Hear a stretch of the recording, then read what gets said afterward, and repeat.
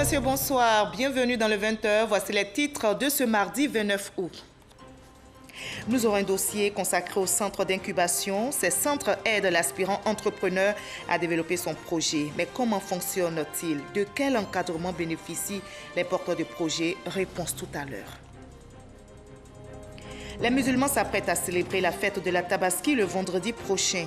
Les pâques à bétail sont pris d'assaut. Mais quel mouton choisir pour le jour du grand sacrifice? Comment se fait le partage?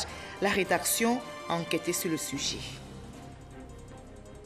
Aux États-Unis, la tempête Harvey continue de ravager le Texas et la Louisiane. Le président Donald Trump est arrivé dans la région avec son épouse. Le bilan est monté à 9 morts. Les évacuations se poursuivent. Enfin, en sport, football, éliminatoire mondial 2018 en Russie. Les éléphants affrontent les panthères du Gabon les 2 et 5 septembre prochains à Libreville, puis à Bouaké. L'entraîneur des Ivoiriens a tenu une conférence de presse ce matin. Merci de nous suivre à travers le monde. Commençons tout de suite par le dossier de ce 20h consacré au centre d'incubation. Ces centres aident l'aspirant entrepreneur à développer son projet d'entreprise. Ces écoles d'une nouvelle ère ont vu le jour depuis une dizaine d'années en Côte d'Ivoire. Mais comment fonctionnent ces centres d'incubation? De quel encadrement bénéficient les porteurs de projets? Élément de réponse dans ce dossier signé ce soir, Christelle Menant. Incubation. Dans le lexique entrepreneurial, c'est la période de maturation entre une idée et sa concrétisation. Les incubés bénéficient d'une logistique, de conseils et surtout de financement. On compte une dizaine de centres incubateurs en Côte d'Ivoire. Comment fonctionnent-ils et quel est leur impact réel sur le développement? Nous avons visité 3 d'entre eux à Abidjan.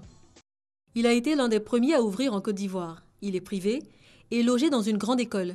On y encadre des étudiants porteurs de projets et qui préfèrent créer leur propre emploi. Cette deuxième promotion compte une vingtaine d'apprentis entrepreneurs. Ils seront incubés pendant 6 mois avant de céder la place à ceux de la pépinière, des étudiants de première et deuxième année. Donc on a su un premier problème, c'est que quand on vend un objet connecté, une solution d'objet connecté à des grandes sociétés et qu'on vend développement logiciel à des petites entreprises, on n'a pas la même cible.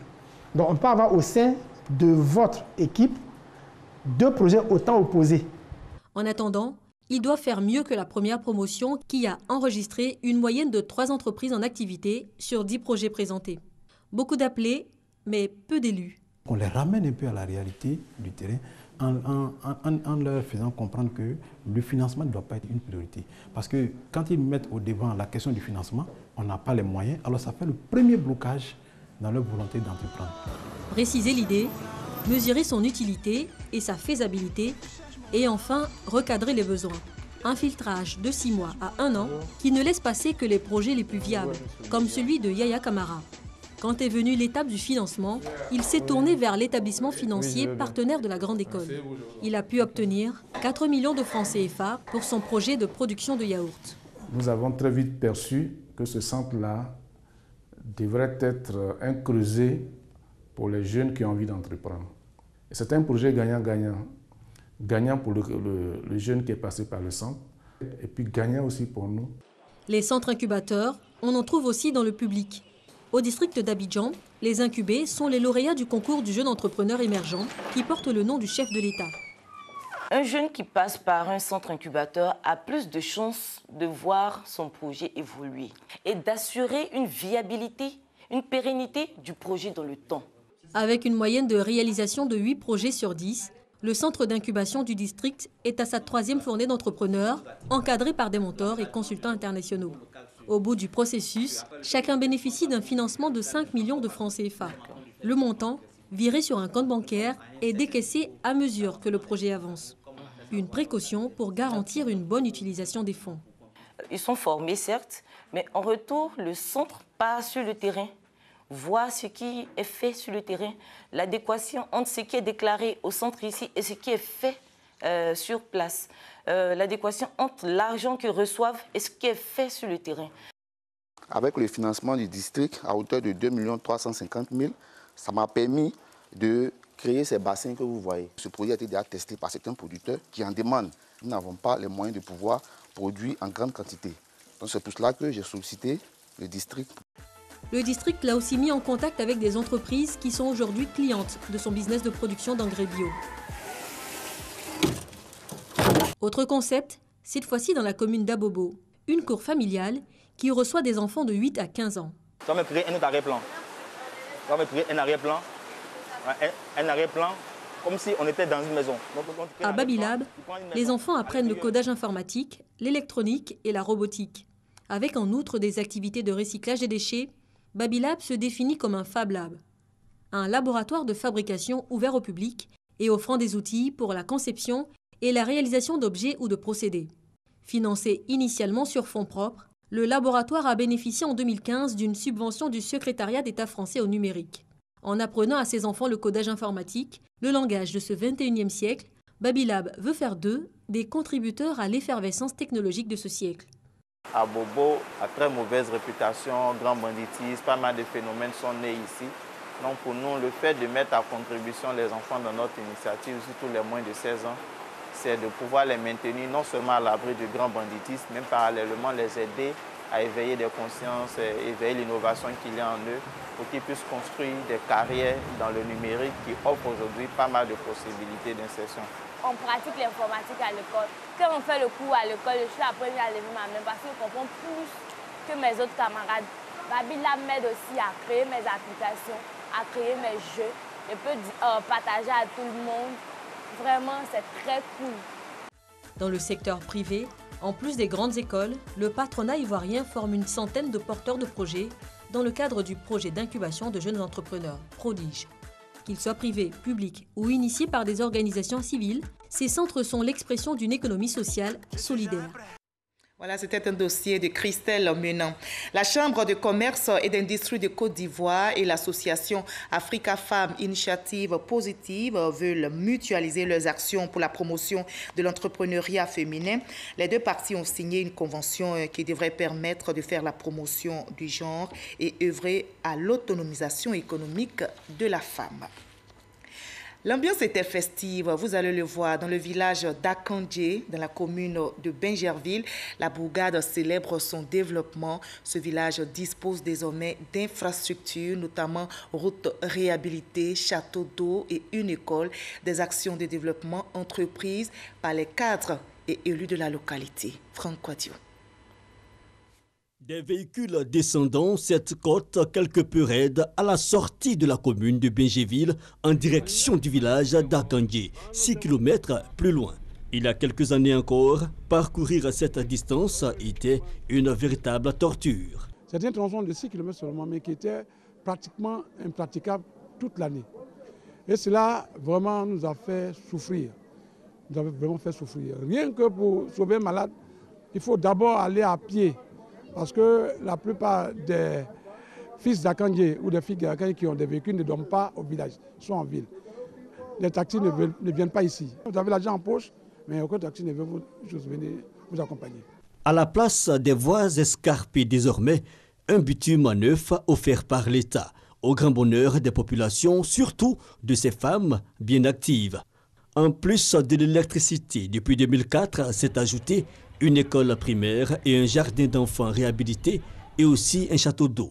Le développement apporté par les cadres et fils de la région, les autorités communales et du district d'Abidjan soutenus par des partenaires économiques privés est célébré à travers cette journée dite de grâce. Messe spéciale regroupant fidèles aristes et catholiques pour commencer.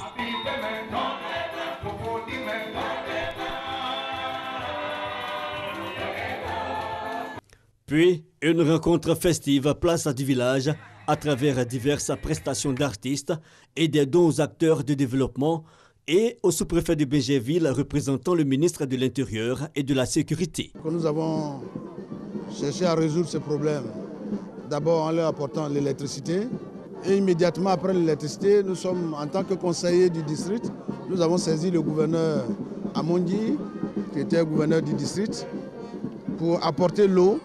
Et avec l'avènement du gouverneur Robert Begremambé, dans le montage du dossier de bitumage des routes du district, des villages du district, nous avons inscrit en bonne place le village d'Akandje. Et grâce au président Alassane Ouattara, Dieu merci, le village est éclairé, le village a de l'eau potable et le village a le bitume. À Kandji, village doyen de la commune de Bingéville, désormais sur la voie de l'émergence, des lendemains plus gais en perspective pour cette localité située sur le plan d'eau lagunaire.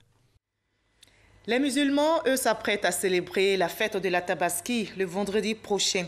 Les pâques à bétail sont donc pris d'assaut. Mais quels sont les critères pour choisir le mouton idéal pour cette fête de la Tabaski? Quelles dispositions prendre pour le jour du grand sacrifice? Comment se fait le partage? Notre reporter Ami Sissoko s'est penché sur toutes ces questions. Pas de Tabaski au Aïd el-Kébir sans bélier. Cette fête commémore l'acte du prophète Ibrahim. Selon une prescription de Dieu, Ibrahim s'apprêtait à sacrifier son fils Ismaël. Devant cette soumission, Dieu lui envoie l'ange Djibril, porteur d'un bélier qui remplace Ismaël comme offrande. Depuis lors, l'immolation d'un bélier est recommandée à la communauté musulmane par le prophète Muhammad. La bête à immoler répond à des critères. On a trouvé ce qu'on veut, un mouton complet, le plus gros des moutons, qui n'a pas de défaut, pour donner à Dieu. Le mouton ne doit pas être boiteux, le mouton ne doit pas avoir les cornes cassées, il ne doit pas avoir les oreilles coupées à plus de 2 tiers. Les bêtes qui sont recommandées pour la Tabaski, il y a d'abord un bélier. Quand tu n'as pas en mesure d'avoir un bélier, tu dois également avoir une brebis, un cabri. Quittant là-bas maintenant, en ordre de préférence, il vient maintenant le chameau et par la suite le bœuf. Selon les enseignements de l'islam, quand il s'agit d'un mouton, il faut seulement une seule personne. Par contre, on peut s'associer jusqu'à 7 personnes pour acheter un bœuf. L'animal doit être acquis licitement dans la mesure des moyens du croyant.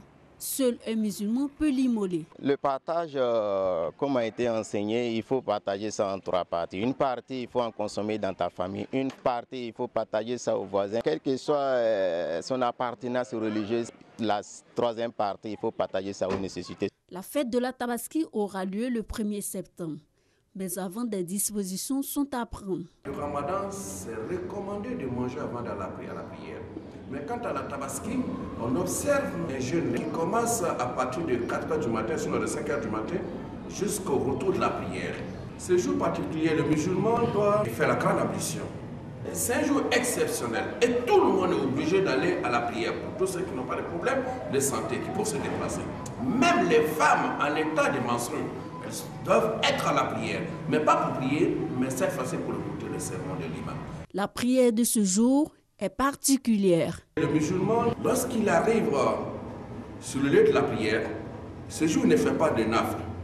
Il s'assoit pour faire les éloges d'Allah subhanahu wa ta'ala jusqu'à l'arrivée de l'imam.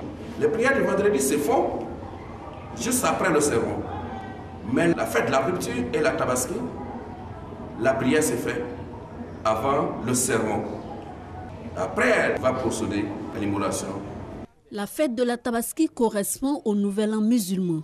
Elle est célébrée le 10 du 12e mois du calendrier musulman, mois appelé Dou al-Hijja. C'est l'occasion de se faire des vœux, d'où le thème Sambé Sambé, meilleurs vœux en malinki. Et nous partons maintenant pour l'Arabie Saoudite où les pèlerins ivoiriens s'apprêtent aussi à célébrer la fête de la Tabaski. Pour l'heure, ils poursuivent le Hajj donc. Et sur place, ils ont fait plusieurs découvertes, notamment le marché d'Agamé de la Mecque. Une création, une idée originale des Ivoiriens résidant en Arabie Saoudite. Comme si vous étiez ici à Abidjan, au marché d'Agamé de la Mecque, on y trouve toutes sortes d'articles islamiques vendus en francs CFA. Envoyé spécial en Arabie Saoudite, Konepa Gassoro.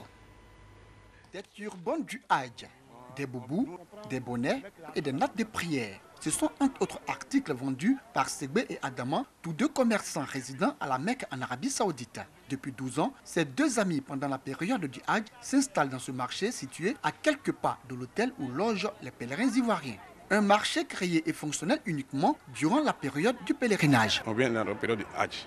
Sans Hajj, on ne peut pas s'asseoir ici. Dans ce marché de fortune, que commerçants et pèlerins comparent à celui d'Adjamé en Côte d'Ivoire, des commerçants et vendeurs de plusieurs nationalités résidant en Arabie Saoudite. Certains abandonnent même leurs activités pour se consacrer au commerce de marchandises islamiques. Assata, servante chez un opérateur économique arabe depuis 3 ans, vend dans ce marché. Je rate mon travail et puis je viens vendre un peu, puis je gagne un peu. La proximité de ce marché des circonstances, une aubaine pour les pèlerins ivoiriens qui, selon eux, rencontrent d'énormes difficultés avec le rial, la monnaie de l'Arabie Saoudite. Quand on rentre dans les boutiques, on trouve que les choses sont encore plus chères et puis l'argent nous fatigue. Bon, nous venons ici, comme on a des sœurs africaines, elles peuvent nous dire l'échange de l'argent, à ce qu'on peut payer à les bons prix. Beaucoup ne connaissent pas quelle est la valeur d'un rial. Il est obligé d'utiliser son argent, son CFA ici, venir dans ce genre de marché où on peut discuter pour pouvoir faire leur achat. Auprès de ces commerçants, des restauratrices spécialistes en mets ivoiriens, de la ticket au poisson, du riz accompagné de la sauce aubergine, du kabato, un mets à base de farine de maïs, entre autres. Si des pèlerins y trouvent de l'intérêt dans le marché d'Adjamé de l'Arabie Saoudite, d'autres préfèrent les boutiques. C'est mieux rangé, moins de poussière, parce que là, il faut dire, il y a plein de poussière en ville. Marché des circonstances, boutique, l'essentiel pour les pèlerins, offrir aux parents, amis et proches un souvenir de la Mecque après le Hajj. Sur place ici, la coordination africaine des droits de l'homme renforce les capacités des officiers et sous-officiers de l'armée. La formation porte sur les notions de droits de l'homme, les principes du respect de l'état de droit, le code d'éthique et de déontologie militaire. C'est une initiative de l'état-major général des armées qui vise 0 cas de violence des droits par les hommes en armes. Au RDR, on prépare activement le 3e congrès. Une délégation du Rassemblement des Républicains conduite par Souleymane Koti Diakité, secrétaire général chargé des militants de l'extérieur, a tenu une rencontre à Dakar au Sénégal. Le but, remobiliser et surtout récompenser les militants et des militants de la sous-région ont été décorés. Gabriel Zani. En prélude au 3e congrès du Rassemblement des Républicains, le secrétaire général adjoint en tournée de mobilisation au Sénégal a tenu une rencontre avec les militants républicains établis dans la sous-région. Souleymane Koti Diakité a décoré des militants RDR pour le service rendu au parti. C'était une demande faite par nos militants. Nos militants se sont battus, les mains nues. Et le RDR a pu accéder au pouvoir d'État grâce à leurs efforts. Il était important pour nous de venir dire à nos militants que nous ne les avons pas oubliés. Une initiative très appréciée des militants. Je suis très ému et c'est la reconnaissance du parti pour ces militants. Et je dédie cette reconnaissance à tous les militants du RDR de la Mauritanie. Je pense que c'est un geste qui me voit droit au cœur. Ça montre que la direction du parti pense à ses militants.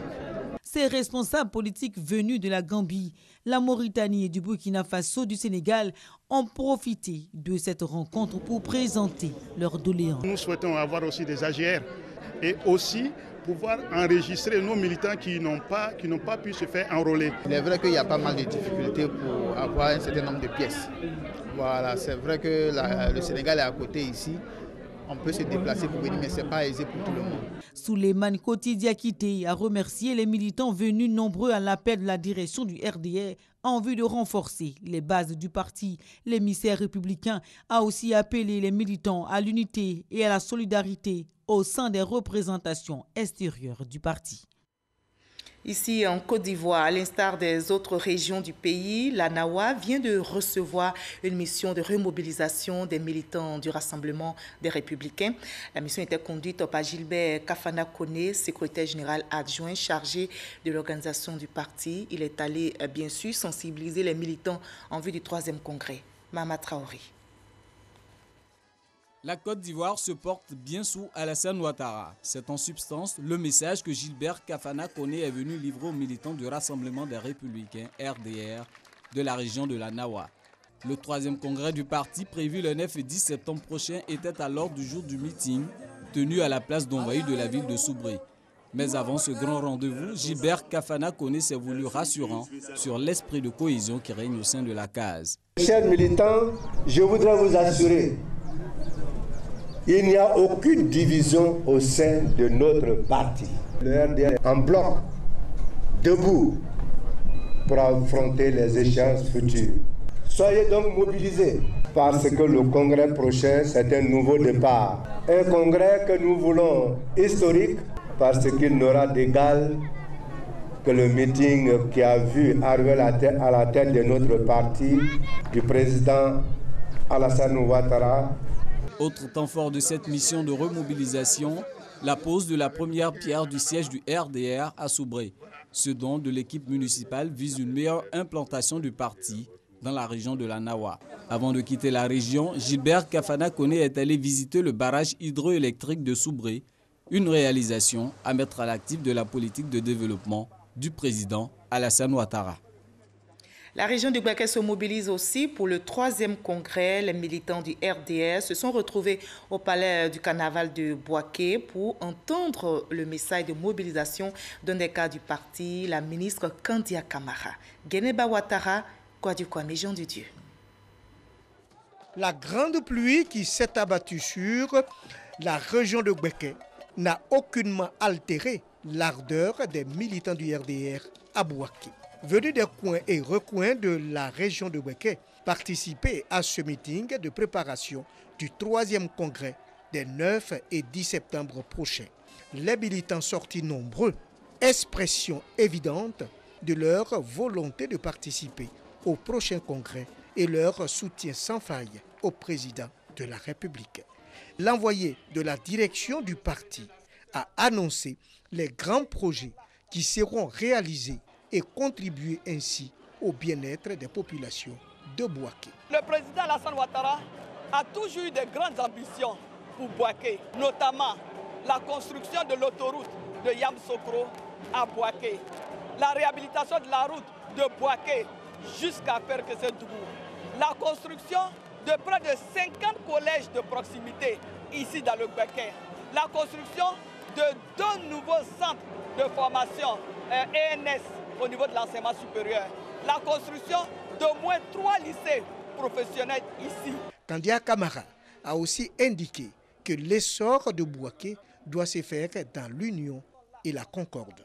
S'agissant du prochain congrès, Kandia Camara a appelé à la mobilisation pour démontrer le poids politique du RDR sur le terrain. Que chaque habitant et chaque habitante, chaque militant et chaque militante de Bouaké effectue le déplacement à Abidjan. Ce sera l'occasion pour poser tous les problèmes qui se posent au niveau de nos structures pour construire un RDR nouveau. Avant l'envoyé de la direction du RDR à Bouaké, le conseiller spécial du secrétaire général par intérim du RDR, les responsables des structures spécialisées du parti, le secrétaire national du RDR chargé du foncier ont tour à tour salué les grandes réalisations du président Alassane Ouattara en Côte d'Ivoire.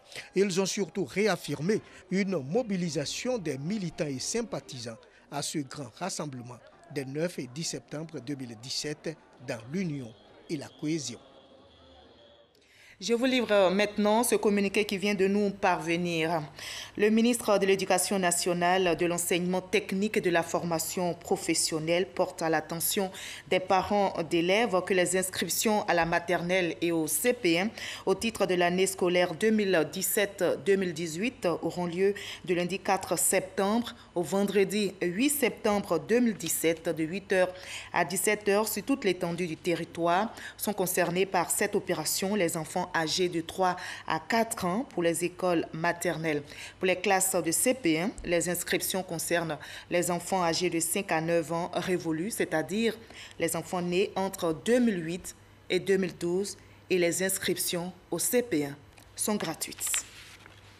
À l'étranger, les pluies diluviennes qui s'abattent sur le Niger font des dégâts à Niamey, la capitale. Ces pluies ont fait au moins 2 morts et plusieurs blessés. Près de 200 maisons se sont effondrées, faisant des milliers de sinistrés et d'importants dégâts matériels. Des écoles sont inondées, des voies impraticables. Le gouvernement nigérien a décidé de recaser provisoirement les rescapés dans les établissements scolaires et a ordonné l'évacuation des maisons menacées.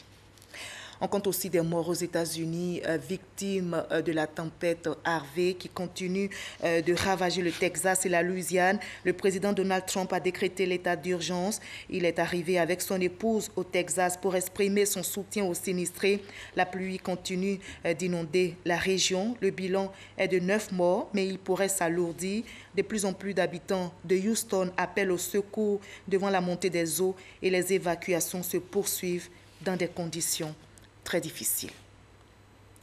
En France, le président Emmanuel Macron a livré ce matin les grandes lignes de sa politique étrangère devant les 170 ambassadeurs de France dans le monde pour sa première conférence des ambassadeurs, un rendez-vous traditionnel. Emmanuel Macron a dévoilé toutes ses actions diplomatiques dans le monde. Sidonie Davila. Devant plus de 150 ambassadeurs français réunis à l'Élysée, le président Emmanuel Macron a défini sa politique étrangère axée sur la sécurité, l'indépendance et l'influence de la France. Toutefois, la sécurité, notamment la lutte contre le terrorisme, reste la priorité de la France, annonce son président à cette traditionnelle rentrée diplomatique. Oui, je parle bien d'un terrorisme islamiste et j'assume parfaitement l'emploi de cet adjectif. Car rien ne serait plus absurde que de nier le lien entre les actes terroristes que nous vivons et une lecture à la fois fondamentaliste et politique d'un certain islam. L'angélisme n'est pas de mise à cet égard. La France, qui est lourdement frappée depuis 2012 par les attentats terroristes, est engagée dans la lutte contre le terrorisme au Mali, en Libye et en Syrie, des zones en conflit. Concernant l'indépendance et l'influence de la France, le président français réaffirme la volonté de son pays d'impulser une nouvelle politique à la gestion de l'immigration. L'Afrique n'est pas seulement le continent des migrations et des crises, c'est un continent d'avenir. C'est aussi à ce titre que nous ne pouvons pas le laisser seul face à ces défis démographiques, climatiques, politiques. Nos entreprises, nos étudiants, nos chercheurs, nos artistes doivent s'y intéresser. Je me rendrai prochainement à Ouagadougou pour porter ce message. La politique migratoire, le climat, la réforme de l'Union européenne, la crise au Venezuela, la solution au conflit israélo-palestinien, Emmanuel Macron, le président français, a fait le tour de l'actualité dans le monde. Un discours, le premier aux ambassadeurs, qui s'apparente à un cours magistral que ces diplomates devront appliquer sur le terrain. Retour en Côte d'Ivoire, je vous conduis précisément à Ouagayo pour découvrir le festival de danse et chant à Loukou de la localité. Ce festival a pour objectif de valoriser la danse et la culture du terroir. Issa Tchonayo.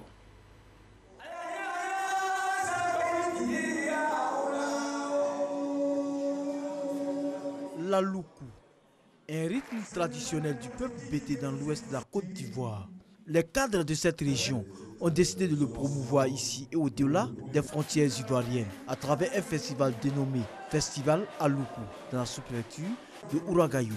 Pour cette première édition, c'est le groupe Azoblon du village de Oudi Bipa dans la sous-préfecture de Ouagayo qui a eu le privilège de donner le ton.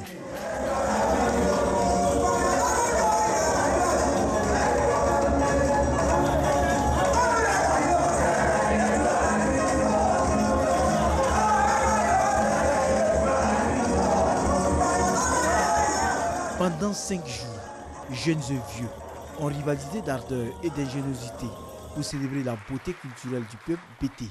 Chansonniers, artistes traditionnels et modernes ont égayé les populations avec leur voix mélodieuse.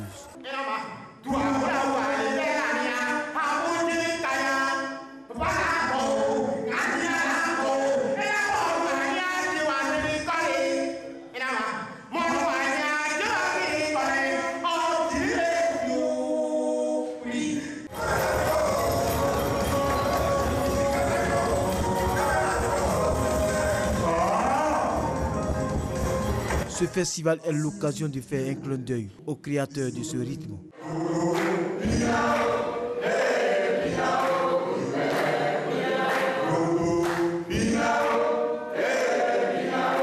En 1963, j'ai eu l'idée d'avoir des objets de récupération de toutes les bouteilles pour chanter. Et après de là, le coup est né. Pour les autorités, ce festival est une ouverture vers les autres cultures. La culture est véritablement la porte d'entrée du développement. Nous faisons un festival à Ouagayo pour améliorer la visibilité et l'attractivité de notre commune. À peine le rideau tombé sur la première édition, que les initiateurs pensent à la deuxième, prévue pour se tenir l'année prochaine.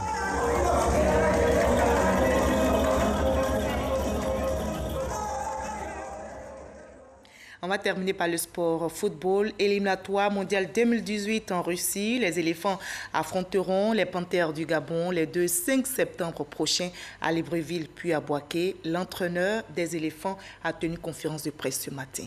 Moyabi Diabaté, Samuel Metch. Pour la double confrontation entre la Côte d'Ivoire et le Gabon, le sélectionneur belge des éléphants, Marc Wilmot, était face à la presse ce mardi 29 août 2017.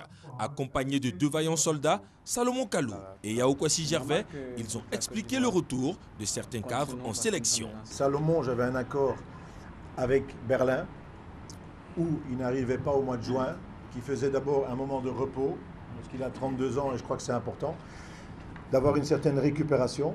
Et j'avais un accord avec Hertha BSC pour qu'il puisse être frais et dispo au mois de septembre. Je ne vous l'ai pas dit, mais l'accord était entre nous. Vous voyez ou pas? Ouais. Voilà. Donc de ce côté-là, et Gervais était déjà là la fois passée, donc je ne vois pas où est le problème. On ne vient pas pour se jouer les héros, non. C'est une équipe, on va tous jouer ensemble pour pouvoir se qualifier. Comme on l'a dit, on doit se qualifier pour la Coupe du Monde. Donc il ne faut pas compter sur certains joueurs, il faut compter sur tous les joueurs et tout le groupe. Au sujet du brassard de capitaine, le Belge et ses poulains ont rassuré le public sportif. C'était le joueur qui a le plus de sélection qui prenait le brassard, qui est dans le 11 de base. Je crois que j'ai été très clair. La règle reste la même. Elle ne changera plus. Elle est fixée. Donc tout dépend de l'équipe de départ et de celui qui a le plus de sélection. Moi je pense que c'est vous qui donnez trop d'importance à ce brassard. Donc, si Gervais débute avec moi, il prendra le brassard, il n'y a pas de problème. Conscient de l'enjeu, Wilmot et ses garçons sont déjà au laboratoire en vue de bien négocier ce virage.